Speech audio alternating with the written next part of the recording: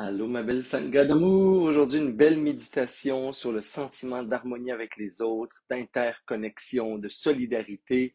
Et s'il y avait là des médecines pour l'âme, pour le cœur et même pour peut-être nos compulsions, notre sentiment de vide intérieur, nos dépendances, on va regarder tout ça, on s'en parle dans un court instant. On attend que tout le monde se connecte pour ceux qui sont en direct.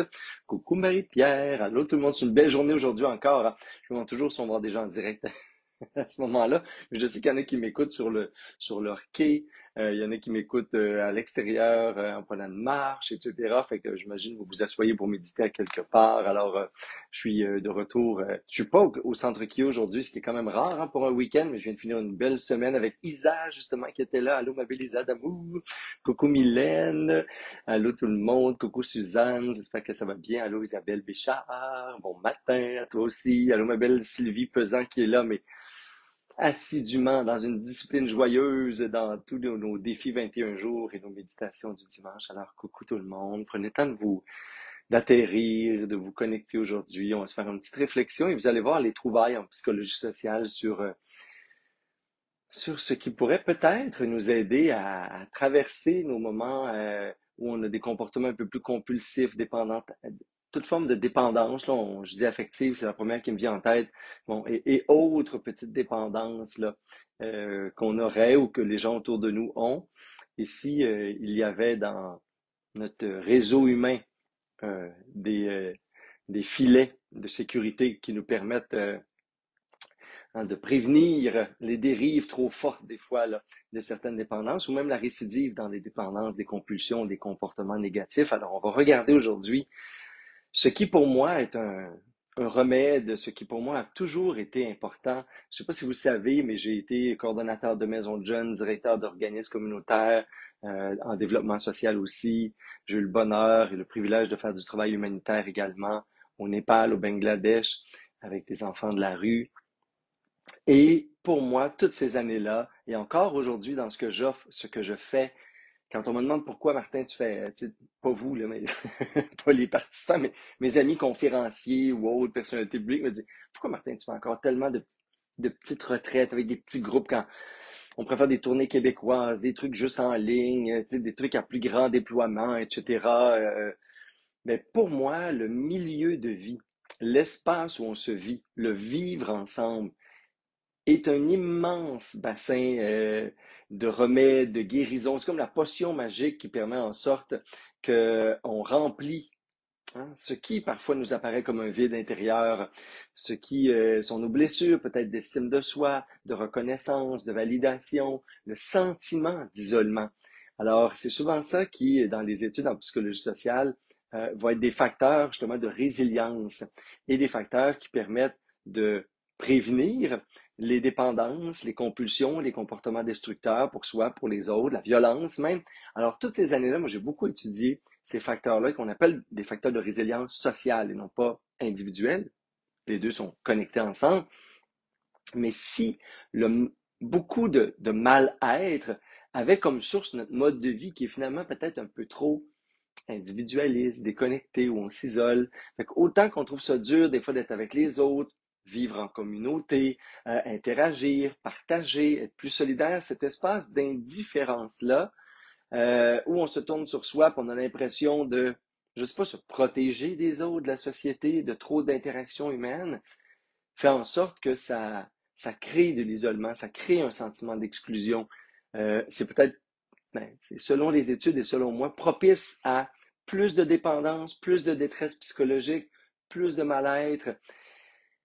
Il y a une super méditation dans le bouddhisme qu'on va faire dans quelques instants là, qui nous permet de se sentir interconnecté, dépendant, interdépendant.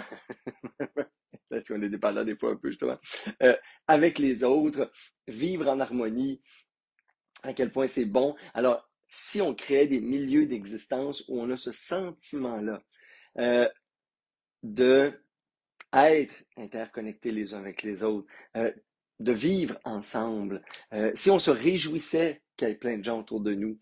Et c'est ça finalement que moi j'expérimente et que les gens expérimentent. Là, vous êtes plusieurs dans dans ceux qui m'écoutaient, qui sont venus dans des retraites, qui sont peut-être venus même me suivre dans des voyages à l'extérieur, dans ce que j'appelle mes petites communautés, mes familles éphémères, qui sont venus à Pacha Alegria, chez nous au Mexique, dans un centre de retraite santé spirituelle, mais où on vit aussi, c'est aussi un milieu de vie, où il y a des gens qui vivent là, où je vis là tout l'hiver.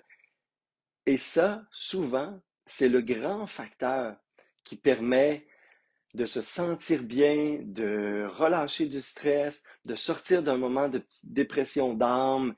C'est ce qui ramène des étincelles dans les yeux, c'est ce qui nourrit et ce qui amène les gens à être beaucoup plus vibrants, c'est ce qui permet de libérer des émotions négatives qui sont refoulées depuis des fois des mois, des années, euh, ce qui permet de relâcher une idée obsessive sur quelque chose parce qu'on est tout seul dans notre petite bulle. Puis il y a, moi je le dis souvent, la première médecine, puis ça, je parle plus en langage chamanique, là, la première médecine de toutes les retraites, de tous les espaces que j'essaie de créer, c'est le groupe, c'est le vivre ensemble, c'est le théâtre familial qui se rejoue entre nous et pour lequel tout le monde essaie, met du sien. On se voit comme un groupe d'appartenance, de référence éphémère. On se voit comme nécessaire au vécu commun, au yoga, aux méditations, au rite de passage, à tout ce qu'on va vivre. Et même juste ce sentiment-là de dire, on est tous différents, on est tous imparfaits, mais on est tous là pour les mêmes choses. On porte les mêmes grandes blessures, on a les mêmes grandes aspirations au niveau humain. Euh, et ça devrait être assez pour qu'on se sente connectés les uns aux autres.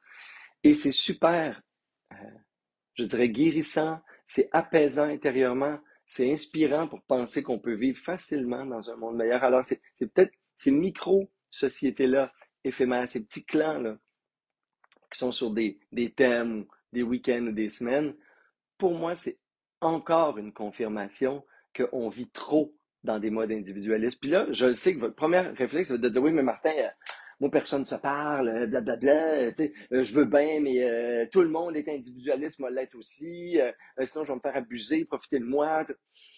Ben oui, puis non, parce que, by the way, je vis pas toujours dans un village hippie du Mexique sur la côte pacifique quasi-polité, j'ai pas toujours vécu en commune toute ma vie, j'ai travaillé, oui, dans le communautaire, j'ai créé des espaces, mais j'ai vécu dans un appartement seul ou en couple sur le plateau Mont-Royal pendant longtemps.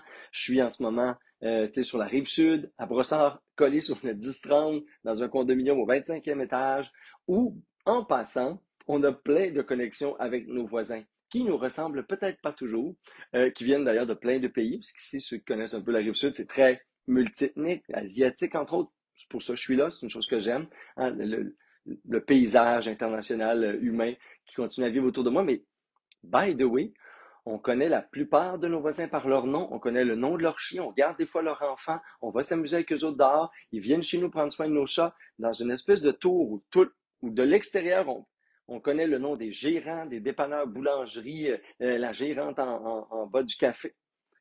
Je connais un peu de sa vie, son père qui est malade cet été, parce que j'interagis. On ne s'impose pas, mais comment ça va, je t'ai vu hier, t'es dans l'ascenseur. Ah, t'as un nouveau chien. Tu sais, on se connaît, on se voit tout le temps, on fera pas semblant qu'on se voit pas. T'as un bébé chien. C'est dommage cool. Comment tu trouves ça, sortir dehors l'hiver? Whatever. Ça, essayer de rentrer en connexion dans un esprit chaleureux, solidaire, s'intéresser aux gens, être disponible. Puis la première chose que moi et Saïd, on dit partout, c'est hey, si vous avez besoin, là, contactez-nous. Hey, prends notre WhatsApp. S'il y a quelque chose qui se passe chez vous, si t'es toute seule la nuit, si ton enfant, tu as besoin d'un transport. Contactez-nous, gênez-vous pas si vous avez besoin d'aide, si vous avez besoin de n'importe quoi. On est là, on est à côté de vous. On est un village, une tour à condo, c'est un village, une petite ville, c'est un village, un quartier, c'est un village. Moi, dans ma tête, la planète, c'est un village. Être concerné par la souffrance des autres, par le mal-être, par les besoins, se rendre disponible pour répondre de façon ponctuelle. Il n'y a personne qui m'envahit chez nous, puis pourtant, il y en a beaucoup qui ont les clés magnétiques de mon condo, puis de mes espaces. Puis même des fois, on fait des récompenses avec mes petits jeunes coréens qui sont à côté, qui jouent à des jeux vidéo. S'ils ont des bons examens, sa mère leur permet de venir jouer avec moi puis de gamer sur des nouveaux jeux. Tu sais. Peu importe, c'est tellement nourrissant. Et au contraire, les facteurs d'isolement, être déconnecté. On a fait des études dans les voisinages où ça ne se parle pas, c'est indifférent, tout le monde est individualiste, etc. Et on a vu que dans ces milieux-là, dans ces quartiers-là, dans ces cultures-là, il y a beaucoup plus de dépendance, de détresse psychologique, de suicide, tous les niveaux finalement de symptômes du mal-être sont croissants. Plus on coupe les connexions sociales, plus on se déconnecte les uns. Puis là, je vous dis pas de vous faire 10 tartes aux framboises aujourd'hui, ben, tête à citrouille, puis d'aller porter ça sur le balcon de tous vos voisins. Là, c'est vraiment, allez-y mollo, sur la solidarité. Mais quand même, il y a quelque chose là dans l'attitude, dans l'art de connecter aux autres. On s'intéresse même pas aux autres êtres humains qu'on côtoie. Fait, puis ça commence par nous. En passant, des fois, on parle, puis on dit bonjour, la personne ne répond même pas dans l'ascenseur. Ce ne sera pas elle avec qui je vais avoir une discussion, puis qu'un jour, je vais lui dire si tu as besoin. C'est bien correct qu'il y ait des gens qui s'isolent davantage pour plein de raisons, mais je peux dire bonjour pendant un an, puis à un moment donné, en sortant du stationnement, quelque part, en attendant mon sushi auto, ben, elle va me parler, puis elle va me dire bonjour, puis blablabla. Ah oui, je te vois souvent. J'ai pas besoin que le monde me réponde en passant. Je suis pas dans de la dépendance. Je veux juste que on ait un petit tissu social qui goûte bon, qui est poli, qui est respectueux, qui sent qu'on est ensemble. Et je contrôle pas la réaction des autres, puis je m'attends à rien en retour. On n'est pas dans encore une fois, dans ces projections, dépendance, attitudes-là où on quémande de l'attention des autres. C'est pas ça non plus.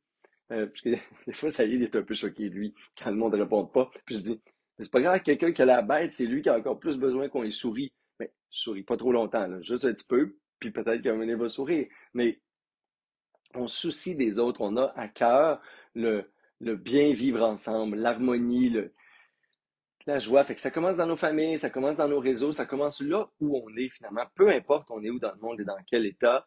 La méditation bouddhiste, moi, je trouve qu'il m'a beaucoup fait de bien, parce que des fois, dans ma vingtaine, j'étais impatient ou critique socialement. On faisait de la lutte sociale, etc. Puis j'avais de la difficulté des fois à rencontrer la société dans le trafic, métro, boulot, dodo, puis d'avoir une espèce de climat intérieur qui était tendre, qui était doux.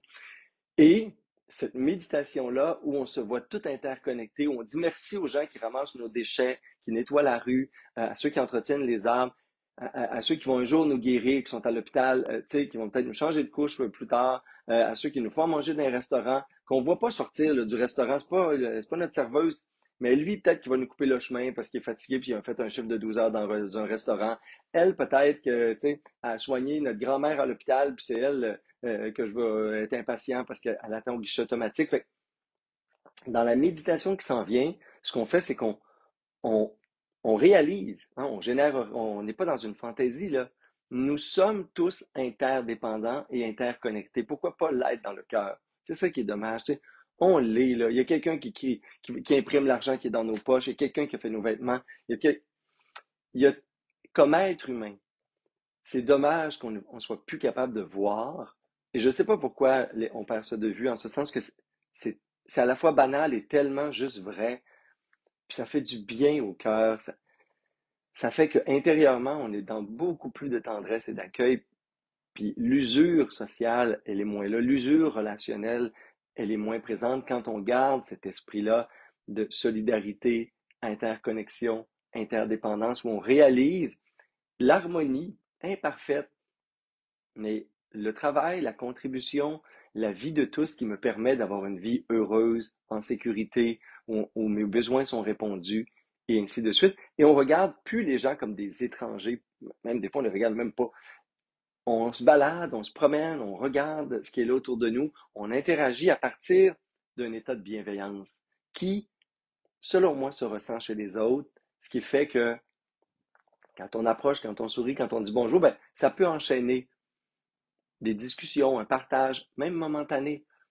Et moi, j'ai des milliers d'exemples, je dirais par année, là, parce qu'ils nous arrivent tous les jours, euh, et encore plus où on vit, peut-être au Mexique, c'est sûr, mais des milliers d'exemples de moments d'euphorie, de connexion, de rencontre, de partage, un truc, une astuce, une référence qui arrive avec des étrangers pour qui on a échangé un regard, on s'est assis à côté, on a juste dit bonjour, on s'est tassé, on a laissé une personne âgée, on a demandé à quelqu'un s'il avait besoin d'aide puis qu'il y avait trop de trucs en sortant de l'épicerie. Peu importe, il pleut, tu te tasses, t'attends que tout le monde passe. Ça fait du bien au cœur, ça fait du bien au nôtre, ça fait du bien à celui des autres. Et je vous le dis, si on veut sortir de nos états de manque, nos états de carence, qui sont selon moi des espaces dans lesquels plein de compulsions, de dépendance et de comportements destructeurs se répètent, il y a une nourriture là qu'on a oubliée, à laquelle on peut revenir, et ça commence par une méditation. comme celui-ci, mes beaux amours. Oh, mais tu sais, mes petites cloches Aurine étaient plus belles que mon gros gong. Mais là, faut au moins l'entendre. Alors voilà, mes beaux amis, on va faire cette méditation tout de suite sur cette sagesse de l'interdépendance, l'interconnexion, cette belle marée humaine à travers laquelle je me vis et qui m'apporte plein d'avantages et qui contribue à mon bonheur, à ma sécurité, à mon bien-être, à mon alimentation, à mon logis, jour après jour, aussi imparfait soit-il. Et ça, c'est bien correct comme ça. Alors, je t'invite à prendre une posture de méditation.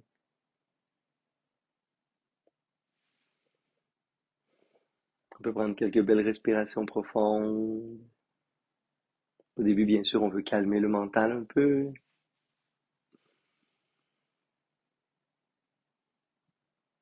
On peut prendre une ou deux respirations libératrices qui vont nous permettre également de diminuer le système nerveux sympathique, d'arriver dans un état un peu plus déposé où on pourrait inspirer profondément par les narines, conserver l'air un court instant, garder l'énergie et expirer, mais le plus longtemps possible par la bouche, comme si on soufflait dans une petite paille.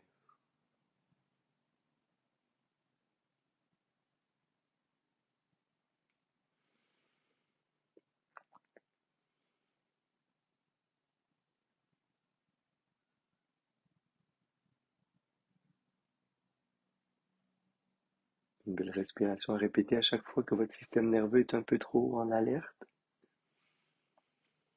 Et on peut fermer la bouche et revenir aux sensations de la respiration sur les narines, juste donner la permission au corps de se détendre,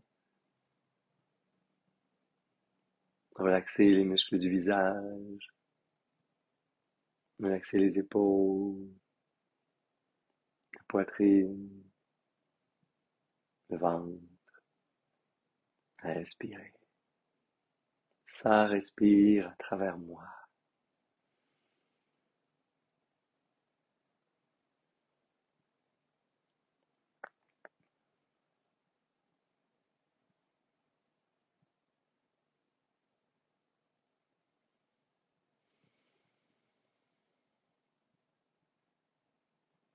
Et si je choisissais de tourner mon regard, créer un sentiment à l'intérieur de connexion, d'interdépendance, être relié dans de la bienveillance avec tous les êtres vivants autour de moi.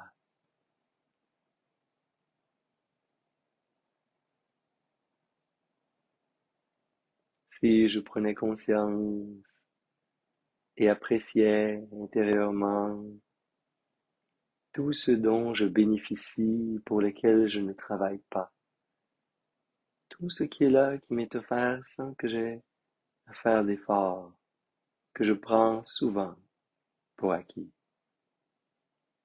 Je peux visualiser ou penser à ces rues qui sont entretenues, ces trottoirs, ces parcs, ces espaces communs. Dès que je sors de chez moi, il y a quelqu'un qui a pris soin des lieux où je circule.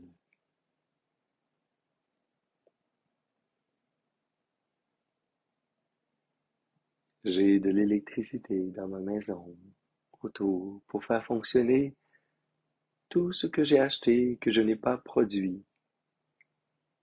Et cette électricité vient de quelque part, d'une technologie, d'une ingénierie, de gens qui prennent soin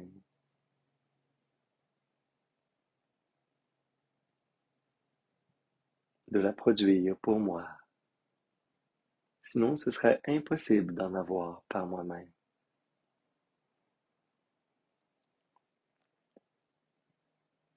Il y a aussi tout ce qui me nourrit, pour lequel je n'ai pas à cultiver, chasser, pêcher, transporter,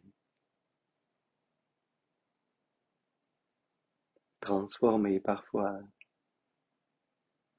pour être nourri tous les jours, sans lesquels je mourrais probablement de faim.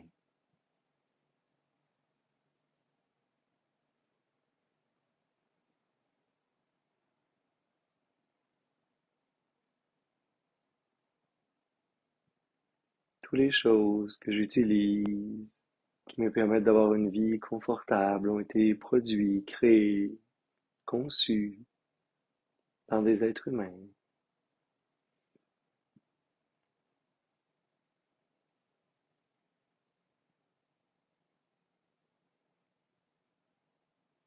Il y a des gens dont la vocation est d'aider, d'être là quand j'ai des besoins ponctuels. Des enseignants qui m'ont aidé à comprendre, à être éduqué, m'instruire.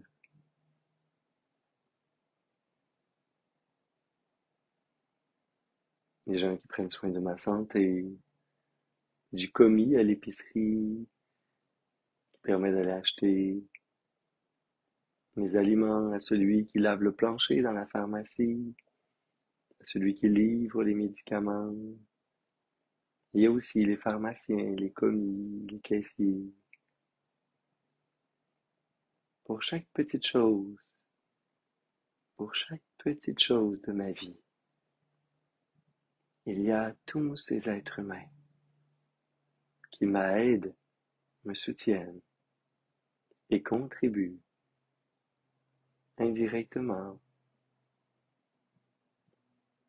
mais indispensables à mon bonheur, à ma santé, à mes besoins.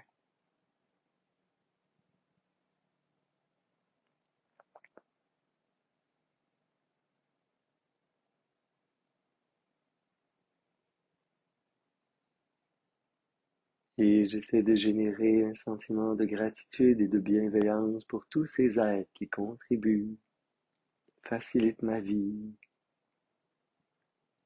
répondent à mes besoins.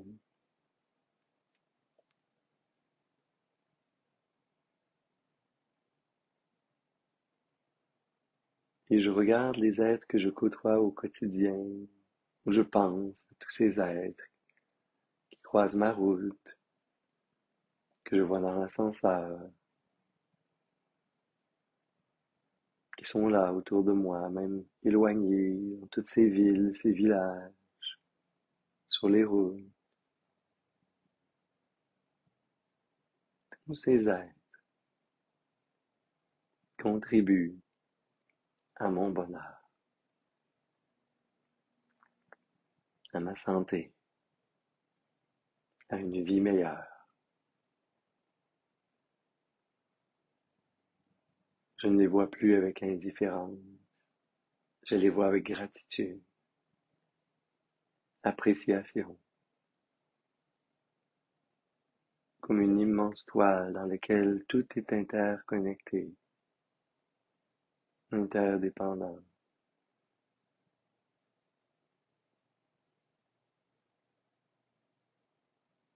Les uns avec les autres, ensemble, on crée une vie meilleure.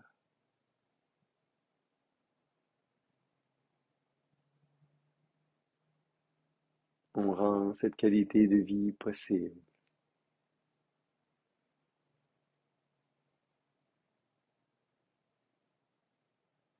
Et je me réjouis de la présence de tous ces êtres humains. Et j'ouvre mon cœur.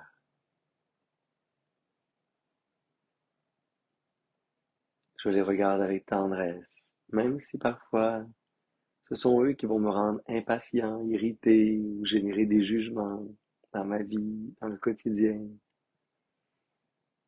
Tous ces êtres, potentiellement, sont ceux pour qui j'ai de la nourriture, des soins, de l'électricité, de l'aqueduc, de l'eau, qui ramasse mes déchets, qui répare les maisons, ainsi de suite. Tous ces êtres.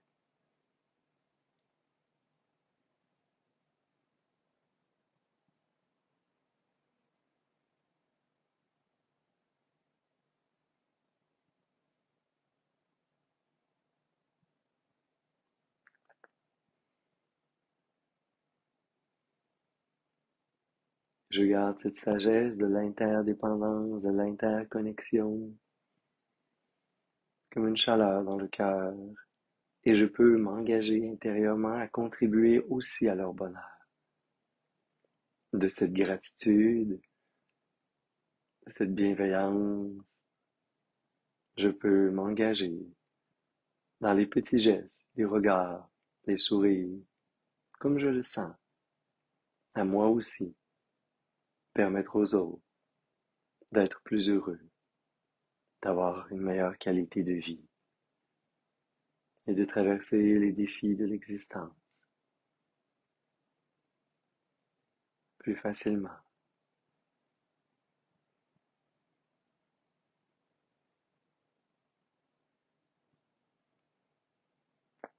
Peu importe ce que je fais, comment je le fais, je désire avoir dans le cœur cette réalisation. Nous sommes tous interdépendants, tous connectés les uns les autres. Et si dans ces gestes, je mettais davantage de bienveillance, de présence, d'amour même.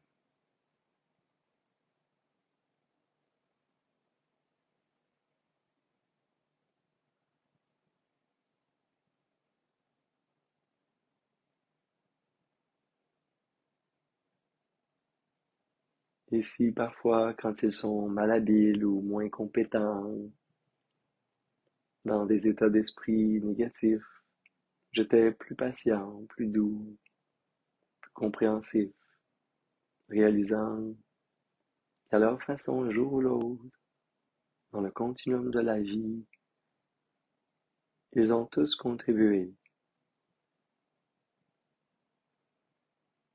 à mon bonheur, à ma santé, à mon confort.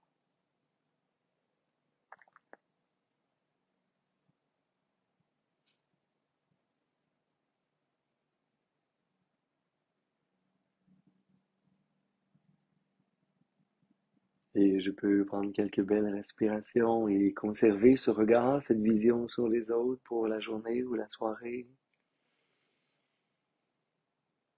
Encore peut-être plus dans ce retour à l'école, au travail pour certains.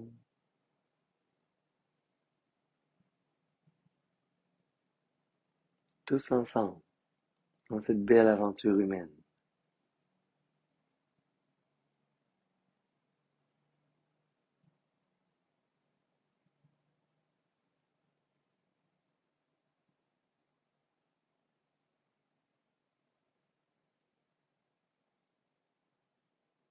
On peut légèrement frotter les mains ensemble si vous voulez.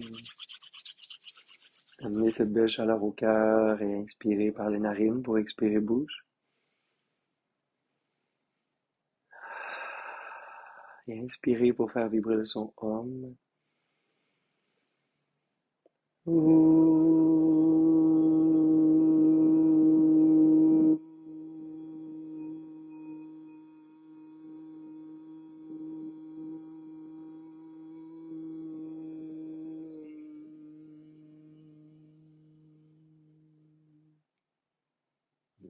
Namasté.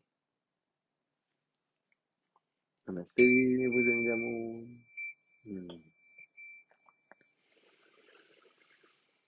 Je vous dis même que la solidarité, la bienveillance, la connexion avec les autres, la compassion est tellement puissante que moi, personnellement, j'ai connu et j'ai vu des gens se transformer en des gens qui avaient des grandes carrières, des gens qui ont développé des dépendances sur l'alcool, les drogues ou autre chose,